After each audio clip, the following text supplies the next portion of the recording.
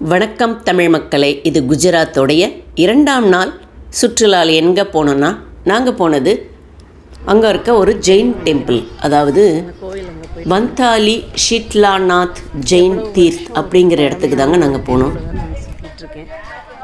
இந்த கோவில் 25 அதாவது 2500க்கு முன்னாடி அந்த மூர்த்தி அத்தனை வருஷம் பழமை. அந்த தெருவு எப்படி இருக்காங்க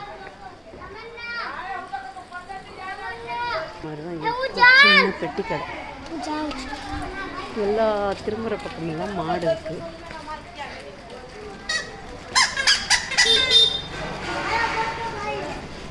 हाया फोटो पे। हाँ, गुड मॉर्निंग बताओ। बताओ गुड मॉर्निंग।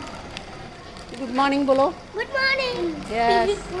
குணாகாடில் இந்த தீர்த்தம் கோவில் இருக்குது பாருங்கள். சோம்நாத் போகிற வழியில் இருக்குது இந்த ஜெயின் டெம்பிள்.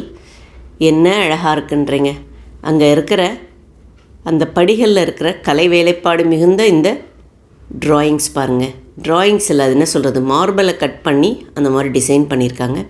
இந்த கோவிலோட மூர்த்தி இப்படி தான் இருக்கார். வாங்க கோயிலுக்குள்ளே போகலாம். ஃபுல்லாக தங்க நிறத்தில் ஆன அந்த கண்ணாடிகளை பதிச்சு இந்த கோவிலை அழகுபடுத்தியிருக்காங்க. திரும்புகிற பக்கமெல்லாம் அப்படியே ஜொலிக்குது. ஆனால் இது இப்போ கட்டப்பட்டது தான். இந்த மூர்த்தி தான் மிக மிக பழமையானது அப்படின்னு சொல்கிறாங்க. இந்த கோவிலோட மேற்புற தோற்றம் பாருங்கள் எப்படி இருக்குன்னு. ஜெயின் கோவில் ரொம்ப சுத்தமாக இருக்கும். ஆனால் இந்த கோவில் பாருங்கள் அப்படியே கண்ணாடி பளிங்கு அந்த மாதிரி தான் ஜொலிக்குது.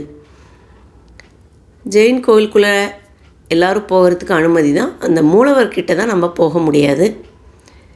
அப்படியே அந்த கோயிலில் இருந்துட்டு 2-3 கிளிக் பண்ணிவிட்டு அப்படியே நாங்கள் மேல்புறத்தில் இருக்கிற அந்த ஃபஸ்ட்டு ஃப்ளோருக்கு போனோம். அந்த படி ஃபுல்லாக இது மாதிரி தாங்க பண்ணியிருக்காங்க.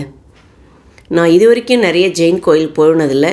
இப்போ என்னுடைய ஜெயின் ஃப்ரெண்ட்ஸோடு போகிறதால இந்த ஜெயின் கோயிலுக்கு போக வேண்டிய அந்த சூழ்நிலை வந்துச்சு. அப்போ தான் இந்த அழகான ஜெயின் கோயிலை நான் பார்க்க முடிஞ்சது. அவர் அந்த ஜெயின் கோயிலை பற்றி சில தகவலை சொல்கிறாரு. எனக்கு அந்தளவுக்கு புரியலை, குஜராத்தியில் தான் சொல்கிறாரு. மேல்புறத்துலேயும் இந்த மாதிரி இருக்குது, கீழ்ப்புறத்தில் கண்ணாடிகளால், மேலே இந்த மாதிரி சிற்பங்களால் இதை அழகுபடுத்தியிருக்காங்க. எவ்வளோ நல்லா இருக்குது பாருங்கள். இப்போ இந்த கோயிலை முடிச்சுட்டு நாங்கள் போனது திருபாய் அம்பானி அவர் வாழ்ந்த இந்த நினைவிடம். அது சோர்வார் அது சோம்நாத் போகிற வழியில் இருக்குது. ஆனால் எங்களுக்கு அப்போ அனுமதி இல்லை. ஏன்னா உள்ளே ஏதோ பராமரிப்பு பணி நடக்கிறதால மூடி வச்சுருந்தாங்க. வெளியே இருந்து இந்த மாதிரி ஃபோட்டோ எடுத்துக்கிட்டு வந்துட வேண்டிதான். வேறு என்ன பண்ணுற. அடுத்தது நாங்கள் போன இடம் பாலிகா தீர்த்துன்னு சொல்கிறாங்க. அதாவது கிருஷ்ணர் மறைந்த இடமாங்க, அவருடைய இறந்த இடம்னு சொல்கிறாங்க. பால்கா தீர்த் இது சோம்நாத்லேருந்து 5 கிலோமீட்டர் முன்னாடி தான் இந்த இடம் இருக்குது. எனக்கு நிச்சயமாக தெரியாது இந்த இடத்த தான் கிருஷ்ணர் இறந்தார். ஒரு வேடன் அம்பு விட்டதால் அது கிருஷ்ணரை தைச்சு அது மூலயமா அவருடைய மரணமே வந்ததுன்னு சொல்கிறாங்க. கிருஷ்ணர் இங்கே இப்படி தாங்க இருக்கார் மூலவர். இது மாதிரி கிருஷ்ணர் இப்படி அமைதியாக உட்காந்து நான் எந்த இடத்துலையும் பார்த்ததில்லை, எந்த நார்த் இந்தியன் கோவில்லையும். இதுதான் ஃபஸ்ட்டு வாட்டி பார்க்குறேன். அப்போ தான் அந்த கதை சொன்னாங்க. பாகவத புராணத்தில் வேடனுடைய அம்பு தைத்து இந்த மாதிரி கிருஷ்ணர் இறக்கணும்னு அவருக்கு இந்த பிறப்பு, அதாவது இந்த அவதாரத்துடைய முடிவு இங்கே தான் நடந்துச்சின்னு சொல்கிறாங்க. ஒரு மரத்தடியில் தான். அந்த இடம்தான் பாலிகா தீர்த்துன்னு சொல்கிறாங்க. அந்த கோவில் ரொம்பவே அழகாக இருக்குது. இந்த மாதிரி பாருங்கள். எனக்கு இத்தனை நாட்டியாக கிருஷ்ணர் பிறந்த இடம் துவாரகைன்னு தெரியும், அவர் வாழ்ந்த இடம் மதுரான்னு தெரியும், அவர் மறைந்த இடத்துக்கும் ஒரு கோவில் இருக்குதுன்னு இது மூலிமா தான் தெரிஞ்சுக்கிட்டேன். உங்களில் எத்தனை பேருக்கு இந்த இடம் உடவே தெரியுன்றதை கமெண்ட்டில் சொல்லுங்கள். இங்கே ஒரு பெரிய குளமும் இருக்குது. இந்த தீர்த்தம் இந்த கோயிலை ஒட்டி இந்த மாதிரி அழகான மண்டபம் இதெல்லாம் இருந்துச்சுங்க. இந்த கோயில் பார்த்து முடிச்சது. அடுத்ததாக நாங்கள் போனது திரிவேணி சங்கமம் சோம்நாத்துக்கு வந்துட்டோம். ஆமாங்க, இந்த திரிவேணி சங்கமத்தில் சோம்நாத்துக்கு கால் நனைக்காட்டி எப்படி. இந்த பல நதிகள் கூடுற இந்த இடத்த நிறைய பேர் முன்னோர்களுக்கு பித்ருக்களுக்கு காரியம் இதெல்லாம் கூட இங்கே நடக்குது. நாங்கள் அது மாதிரி எதுவும் பண்ணலை. அந்த இடத்துல போய் நாங்கள் காலை நனைச்சிட்டு தலையிலையும் அப்படியே கொஞ்சமாக தண்ணியை தெளிச்சுக்கிட்டு அதுக்கப்புறம் கிளம்பி கோயிலுக்கு போக தயாராகிட்டோம். இந்த திரிவேணி சங்கமத்துக்குள்ளே போயிட்டோம்னா இதுக்கப்புறம் நம்ம கோயிலுக்கு போகிறதுக்கு எல்லா பொருளையும் நம்ம லாக்கரில் வச்சுட்டு தான் போகணும். கோவில்கிட்ட எதையும் எடுத்துகிட்டு போக முடியாது. அதனால் கோயிலுக்கு போகிறதுக்கு முன்னாடி இந்த மாதிரி பூசை போடுவாங்க அந்த ஊரில். அதாவது வேணுங்கிறவங்க போட்டுக்கலாம். இது ஒரு சவுத் இந்தியன் கோயில் மாதிரி முன்னாடி இருந்துச்சு. அந்த இடத்துல நின்று இந்த மாதிரி சோம்நாத்துக்கு இந்த மாதிரி தலையில் நெத்தியில் போட்டுக்கிட்டோம். சோம்நாத் கோவில் எட்ட இருந்து தான் நம்ம பார்க்க முடியும். கிட்ட கேமரா கொண்டு போட அனுமதி கிடையாது. அப்புறம் இந்த கோவில் மிக மிக பழமையானது உங்கள் எல்லாருக்கும் தெரிஞ்சிருக்கும். இந்த கோவிலுக்கு வர்றதால நம்ம ஏதாவது பசுக்களுக்கு உணவு கொடுக்கலாம், அங்கே இருக்க மீன்களுக்கு உணவு கொடுக்கலாம். அதை தான் பண்ணிட்டோம். கோயிலுக்கு போகிறதுக்கு முன்னாடி அதை பண்ணிட்டோம். 665ஆம் ஆண்டு இந்த கோவில் கட்டப்பட்டதுன்னு சொல்கிறாங்க. அதாவது பழைய கோவில் பல மன்னர்களால் கொள்ளையடிக்கப்பட்டது. கடைசியாக கஜினி முகமதுலேருந்து அவுரங்கசீப் வரை இந்த கோயிலை கொள்ளையடித்தவர்கள் ஏராளம். அதில் கிடைத்த செல்வங்களோ அவர்களுக்கு தாராளம். இந்த கோவில் பலமுறை அப்பொழுதே புதுப்பிக்கப்பட்டு கொண்டே இருந்திருக்கிறது. ஒன்றல்ல இரண்டல்ல 16 முறை.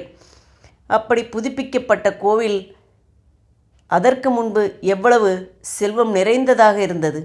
இந்த கோவில் 12 ஜோதிர்லிங்கங்களில் முதன்மையானது இந்த சோமநாதர் கோவில்.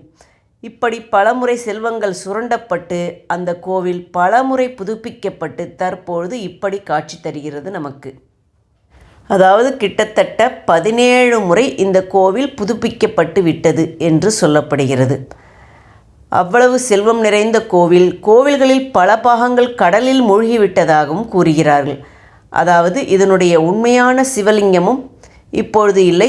அதற்கு மாற்றாக இப்பொழுது புதுப்பிக்கப்பட்ட இந்த சிவலிங்கத்துடன் இந்த சிவலிங்கத்திற்கு ஒரு தனி சக்தி உள்ளது என்று இப்பொழுதும் நம்பப்படுகிறது. அதனால் மக்கள் இங்கு வருவது தாராளமாக வந்து கொண்டே இருக்கிறார்கள். இந்த குஜராத் சோமநாதர் கோவில் பிரபாசப்பட்டினம் அப்படிங்கிற இந்த கடற்பகுதியில் இந்த சோமநாதர் கோவில் அமைந்துள்ளது.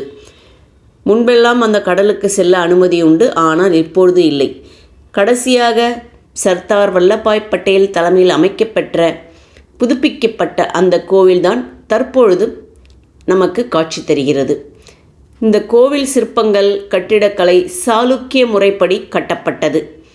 இந்த கோவிலின் உள்ளே நாம் கேமரா கொண்டு செல்ல அனுமதி இல்லை. எனவே இது கூகுளிலிருந்து எடுக்கப்பட்ட புகைப்படங்களை மட்டுமே நான் இங்கு பதிவிட்டுள்ளேன். இந்த பின்னணியில் தெரியும் இந்த குஜராத் சோம்நாத் கோவில் தரிசனம் இனிதே முடிவெற்று நாங்கள் அங்குள்ள மார்க்கெட் பகுதியில் மிக தாராளமாக ஷாப்பிங் செய்யலாம். நிறைய குஜராத்து கலைப்பொருட்கள் நம் கண்ணுக்கு விருந்தளிக்கின்றன. அப்படியெல்லாம் ஷாப்பிங் செய்து முடித்துவிட்டு நாங்கள் அந்த குஜராத் சோமநாதர் கோவிலிருந்து விடைபெற்றோம். என்னங்க, இந்த வீடியோ பிடிச்சிருக்கா? மறக்காமல் சப்ஸ்கிரைப் பண்ணிடுங்களேன்.